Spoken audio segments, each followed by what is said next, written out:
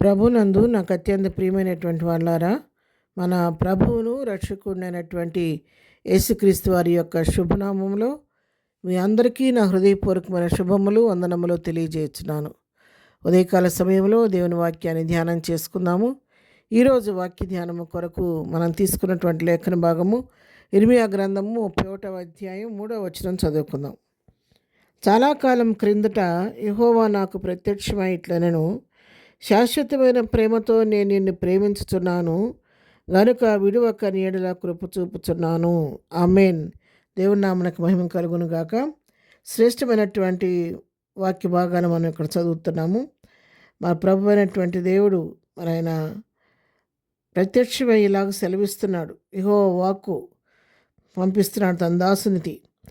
ఏమని చెప్తున్నాడంటే, శాశ్వతమైన ప్రేమతో నేను నిన్ను ప్రేమిస్తున్నాను, విడువక నీడల కృప చూపుచున్నాను. ఈ లోకంలో పిల్లల అనేకమైనటువంటి ప్రేమలు మనం అనుభవిస్తూ ఉంటాము. ఎన్నో రకాల ప్రేమలు మనకు ఎదురవుతూ ఉంటాయి. తల్లిదండ్రుల ప్రేమ, అక్కచెల్లెళ్ళ ప్రేమ, అన్నదమ్ముల ప్రేమ, తల్లి బిడ్డల ప్రేమ, భార్యాభర్తల ప్రేమ, స్నేహితుల ప్రేమ, ఎన్నో రకాల ప్రేమలు మనం ఈ లోకంలో చూస్తూ ఉంటాం. అయితే ఈ ప్రేమలు ఏవి కూడా శాశ్వతమైనవి కాదు, కానీ ప్రతి ప్రేమ కూడా శాశ్వతమైనది. ఏదో ఒక టైంలో ఈ ప్రేమ మార్పు చెందుతూ ఉంటుంది.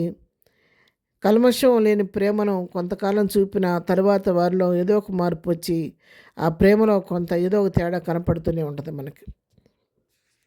కానీ మన ప్రభు అయినటువంటి యేసుక్రీస్తు వారు నీడల నాయళ్ళ చూపించే ప్రేమ అది శాశ్వతమైనటువంటి ప్రేమ, ఎన్నడూ మారని ప్రేమ, విడువని ప్రేమ, కల్మషము లేని ప్రేమ, కపటం లేని ప్రేమ, ప్రతిఫలము ఆశించని ప్రేమ ఆయన మన పట్ల కనపరుస్తూ ఉన్నాడు. మన దగ్గర నుంచి ఏది ఆయన ఆశించట్లేదు. ప్రతిఫలం ఆశించకుండా ఆయన ఉచితమైన కృపను బట్టి మనలను ప్రేమిస్తూ ఉన్నాడు. ఈ ప్రేమ ఎప్పుడు కూడా శాశ్వతమైనటువంటి ప్రేమ, అగాపే ప్రేమ ప్రభు మన పట్ల కనపరుస్తున్నాడు. అందుకే ఇర్మియాతో ప్రభు ఈ వాక్కు సెలవిస్తున్నాడు, నేను శాశ్వతమైనటువంటి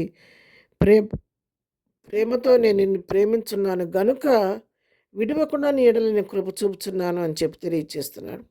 ఆయన ప్రేమ కలిగిన దేవుడు, జాలి కలిగిన దేవుడు కాబట్టి, శాశ్వతమైన ప్రేమతో ప్రేమించే దేవుడు కాబట్టి మానకుండా విడవకుండా మన పట్ల తన కృపను కనపరుస్తూనే ఉన్నాడు.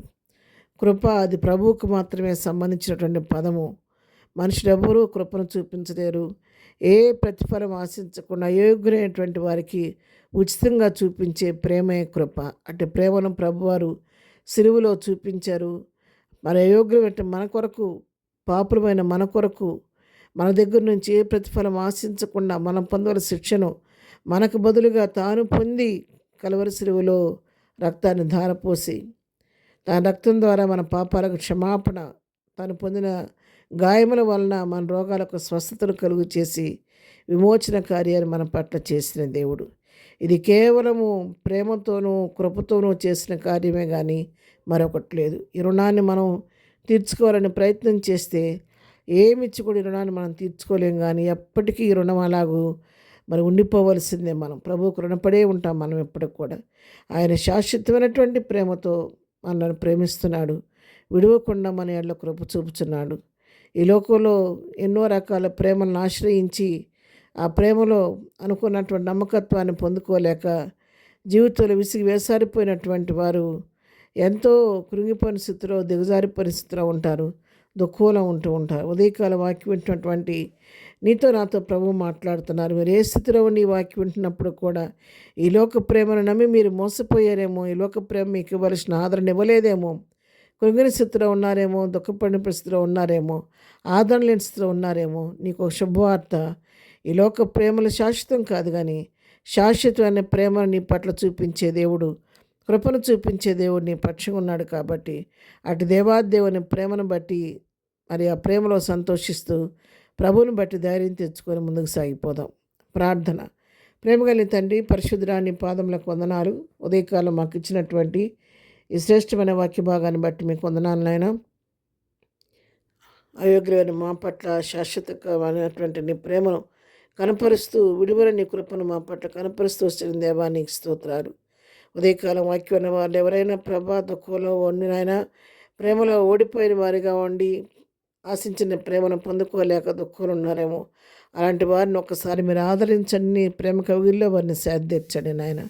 ఈ దినం ప్రభావ మేము చేయ పని పాటలో రాకపోకల్లో మీరు తోడుగా ఉండండి తండ్రి. ఈ దినం బర్త్డే మ్యారేజ్ చేసుకున్నటువంటి బిడ్డలను దీవించి ఆశీర్దించండి, బలహీనముడు స్వస్థపరచండి, దుఃఖంలో ఉన్న వారిని ఓదార్చండి, ప్రతి వారి పట్టని కృప విస్తరింపచేయమని యేసు నామములో ప్రార్థించడి పొందుకొని ఉన్నాము తండ్రి, ఆమెన్. ప్రభు కృప సదాకాలం మనందరికీ తోడే నడిపించునుగాక, ఆమెన్.